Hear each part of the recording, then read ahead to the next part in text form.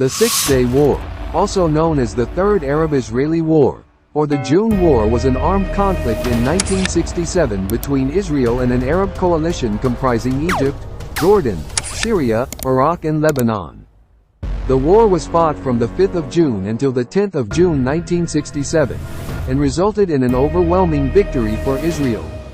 President Nasser's decision, based on false Soviet intelligence reports, to expel the UNEF from the Sinai and close the Straits of Tiran to Israeli shipping are generally understood to be the primary causes of the war. Multiple attempts by the United States to peacefully resolve the situation would end in failure. The Arab coalition was equipped with approximately 800 aircraft, 2,800 tanks and 465,000 troops. Its primary objective was the annihilation of the Jewish state. The Israeli forces, including reservists, comprised only around 264,000 troops, and would receive no assistance from the United States or Europe. The imminent threat of annihilation resulted in a unity government in the Knesset, the appointment of Moshe Dayan as Minister of Defense, and the unification of many Jews around the world in defense of Israel. During the following 5 days, Israel would more than triple the size of its territory by liberating Jerusalem and capturing the Sinai Peninsula, the Gaza Strip and the Golan Heights. Pressure by the United States and Soviet threats of intervention would result in a ceasefire on the 10th of June. Israel's victory, nonetheless, would significantly reshape the Middle East and mark the Jewish state as a force to be reckoned with. What was the reason for the Six-Day War? The expulsion of the United Nations Emergency Force from the Sinai and the closure of the Straits of Tiran to Israeli shipping by Egypt are generally understood to be the immediate causes of the war. Who started the Six-Day War? Egyptian President Nasser's actions, actuated for the most part by false intelligence information from the USSR, played a vital role in escalating the tension preceding the outbreak of hostilities. Later, after mobilizing its forces, Egypt discovered that it had been fed false information. However, President Nasser would reveal in a private meeting with UN officials that his military leaders were insisting that Egypt wage war, and that he was afraid of a coup and possibly assassination if he chose not to attack Israel.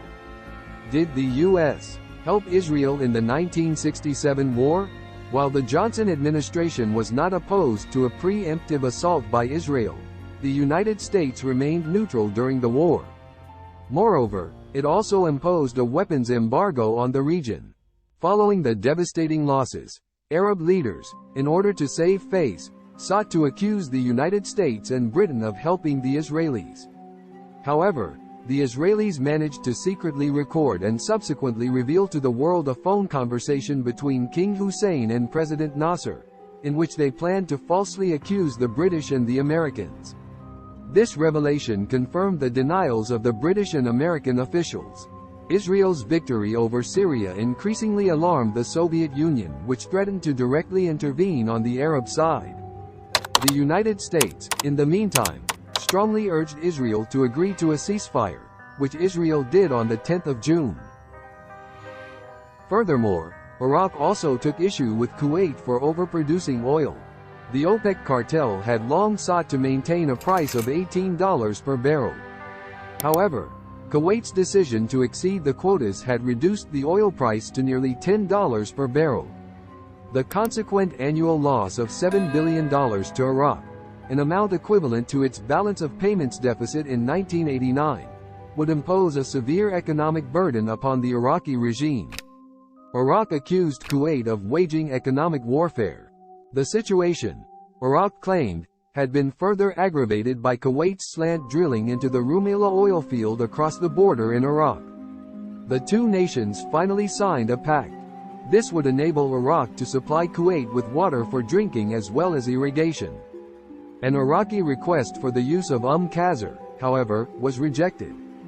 On the 10th of October 1960, then Foreign Minister Golda Meir, in a speech to the UN General Assembly, would invite Arab leaders to discuss a peace settlement with Prime Minister David Ben-Gurion. 5 days later, however, President Gamal Abdel Nasser would respond by accusing Israel of merely attempting to deceive world opinion. He reiterated his position that Egypt would never even recognize Israel. The ensuing years would only intensify his antipathy toward the Jewish state. On the 24th of March 1964, he declared before the United Arab Republic National Assembly that the danger of Israel lies in the very existence of Israel.